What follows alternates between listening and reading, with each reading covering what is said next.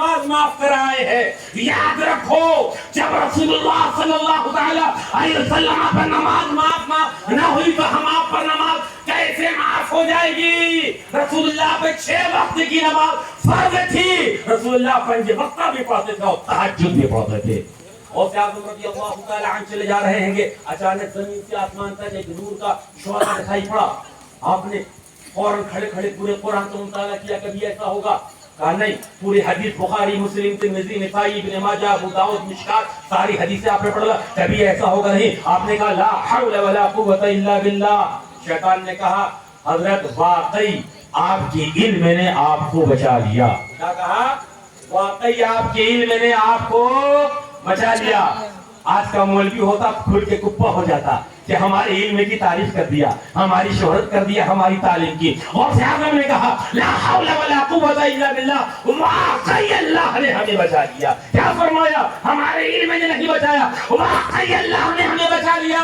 تو مسوڑی والوں، ماں باپ کی قدر کرو، ماں باپ کا احترام کرو، نماز کی پابندی کرو، یہ اور جیسا اتنا ہی دیر تک کرو جتنا دیر آپ بیدار رہو۔ نماز کو یہ اچھل کود بڑا ہمارے بھائیوں کو برا لگا، اپنے بھائیوں کو میں حق بات بول رہا تھا۔ ایک نعت پڑھو، اعلیٰ حضرت کی ایک نعت ہے کہ آدمی اگر 1 گھنٹہ پڑھے تو 1 گھنٹہ پڑھے گا، لیکن 2 شعر یہاں کا، 3 شعر وہاں کا، 5 شعر وہاں کا۔ میں کسی کو مخالفت نہیں کر رہا، میں آیا ہوں رائے بریلی سے، کوئی ہمارے رشتے داری بیٹھے ہوئے ہیں، کوئی رشتے دار ہیں ہمارے خاندان کے ہیں، ہمارے حسب نسب کے ہیں۔ میں حق بات بول رہا تھا جو ڈنکے کے چوٹ پہ آج کے علماء کو بولنا چاہیے، حق بات بولنا چاہیے۔ آج اگر ہماری مسجدیں آباد ہو جائیں گی تو کوئی ہمیں تانا دینے والا نہ ہوگا۔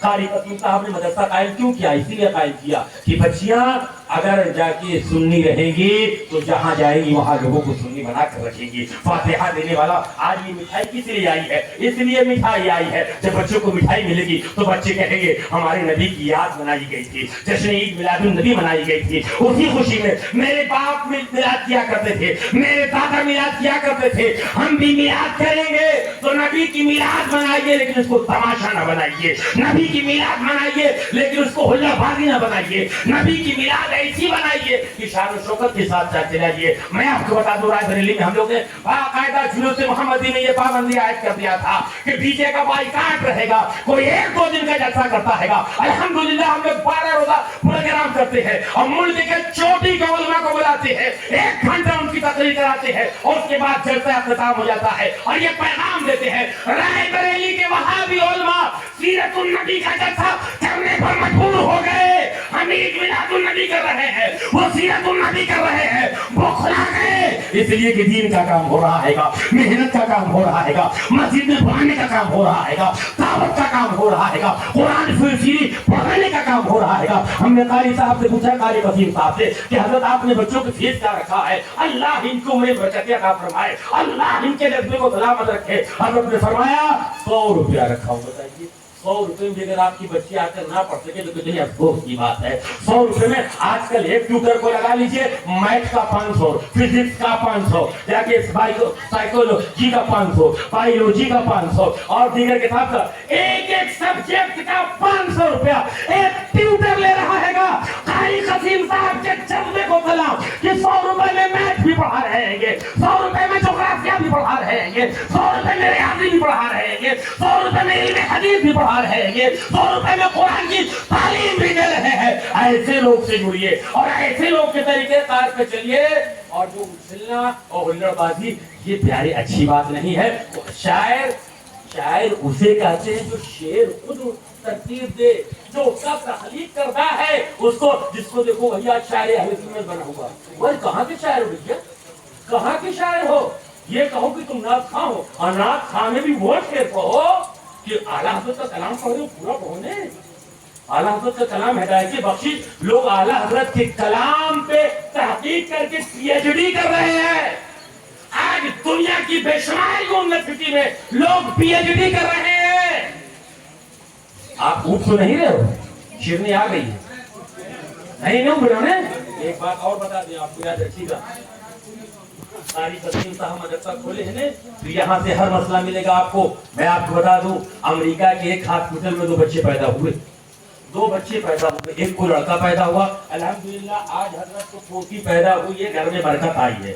رسول اللہ نے فرمایا آج لوگوں کی بیٹی پیدا ہوتی ہے تو لوگوں کا منہ چھہارا بن جاتا ہے، اور حضرت نے مجھے مٹھائی کھلایا، رسول اللہ کھلایا، آگے پوتی آئی ہے۔ بیٹی پیدا ہوئی تو لوگ بتاشا نہیں بانٹتے، حفظ کو بتاتے تک نہیں کیا پیدا ہوئی ہے۔ سنو جس رسول اللہ کا آپ کلمہ پڑھتے ہو وہ نبی فرماتے ہیں وہ خوش نصیب شخص ہے جس کے گھر میں پہلے بیٹی پیدا ہوتی ہے۔ جب بیٹی پیدا ہوتی ہے تو گھر میں برکت ہوتی ہے، تعلیم سے آراستہ ہوتی ہے تو رحمت ہوتی ہے، جب شادی ہوتی ہے تو شوہر کے لیے نعمت ہوتی ہے، جب ماں بنتی ہے تو اس کے قدموں تلے جنت ہوتی ہے، اگر بیوہ ہو گئی تو مستجاب الدعوات ہوتی ہے، وہ جو دعا کرتی ہے اللہ رد نہیں کرتا ہے۔ اور جب بیٹا پیدا ہوتا ہے تو فرشتے کہتے ہیں جا، فرشتے اس کے کان میں کہتے ہیں جا تو اپنے باپ کی مدد کرنا۔ لیکن جب بیٹی پیدا ہوتی ہے تو حسان میاں سنو تمہارے لیے خوشخبری ہے، جب بیٹی پیدا ہوتی ہے تو فرشتے کہتے ہیں جا تیرے باپ کی رب مدد کرے گا۔ بسوڑی والو جب بیٹا پیدا ہوا تو فرشتے نے کان میں کہا جا اپنے باپ کی مدد کرنا، ان کے کام میں ہاتھ بٹانا۔ لیکن جب بیٹی پیدا ہوئی فرشتے کہتے جا تیرے باپ کی رب مدد کرے گا۔ کتنی بڑی رحمت آئی ہے، کتنی بڑی برکت آئی ہے، کتنی بڑی عظمت آئی ہے۔ اور فرمایا وہ خوش نصیب ہے جس کو پہلی بیٹی پیدا، رسول اللہ کی پہلی بیٹی کا نام زینب ہے، حضرت رقیہ ہے، حضرت ام کلثوم ہے، حضرت فاطمہ ہے، تین شہزادے ہیں، حضرت قاسم، حضرت ابراہیم، حضرت طیب، سات شہزادے، سات اولادیں تھی آقا علیہ السلام کو۔ آخری بات آپ بتا دے، امریکہ میں بیک وقت دو عورتوں کو بچہ پیدا ہوا، ایک کو بیٹی ایک کو بیٹا، دونوں بچے مل گئے۔ اب پتا ہی نہیں چلا کس کا بیٹا ہے کس کی بیٹی۔ ڈاکٹر پریشان، کوئی عیسائی تھا، کوئی مجوسی تھا، کوئی اہل ہنود تھا، کوئی ناستک تھا، سارے ڈاکٹر تھے۔ سب کہ اب کیسے کیا جائے، کس کا ہے یہ بچہ، کس کا ہے، کیسے دیا جائے، پریشان ہے۔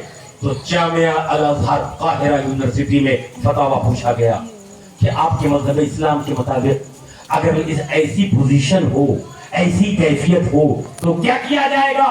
الازہر کی مفتی نے اللہ کا کلام کھولا، کیا کھولا؟ قرآن مجید کھولا، جس کو ہم مکمل کے میں لپیٹ کر اوپر رکھ دیتے ہیں، دیکھنے کا دوبارہ موقع نہیں میسر نہیں آتا ہے گا۔ قرآن مجید کھولا گیا، الازہر کے مفتی نے کہا کہ جا کے دونوں بچوں کی ماں کے دودھ کو جانچ کیا جائے، لیبارٹری میں بھیجا جائے، جس کے دودھ میں 2 پوائنٹ پروٹین پایا جائے اس کا لڑکا ہے، اور جس کے دودھ میں 1 پوائنٹ پروٹین پایا جائے اس کی لڑکی ہے۔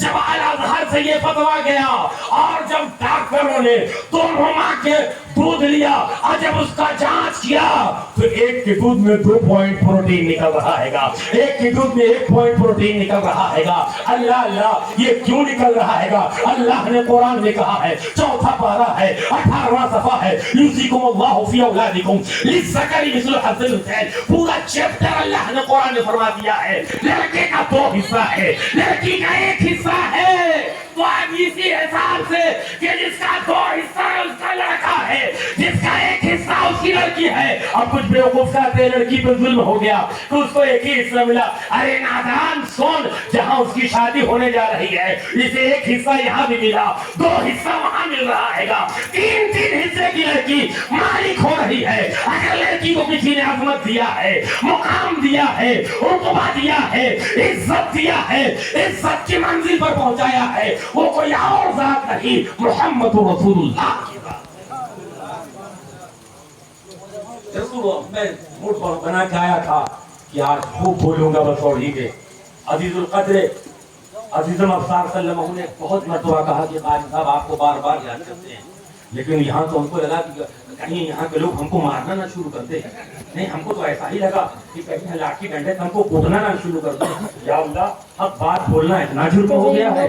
حضرات میں نے حق بات کہا تھا اور بھی کہہ رہا ہوں کہ آپ حق بات سنا کیجیے. یہ جو آج ہمارے ہاں ماحول بگڑا ہے اور یوں جو نوٹ جو چلا ہے یہ اپنوں کا طریقہ نہیں غیروں کا طریقہ ہے. آپ نعت پڑھنا حضرت حسان کی سنت ہے اور نعت سن کر انعام دینا رسول اللہ کی سنت ہے. رسول اللہ نے کیا دیا تھا؟ حضرت حسان کو تحفے میں چادر دیا تھا. اب ممبر انتخاب کیا تھا. صحابہ کیا اچھل کود کر رہے تھے؟ آج جس طرح کر دیا گیا ہے دو شیرہ اور ہم کو اچھے طریقے سے یاد ہے. میں سلطان پور میں جامعہ عربیہ میں پڑھ رہا تھا. وہاں منشی گنج ہے. حضرت بابا خلیل کا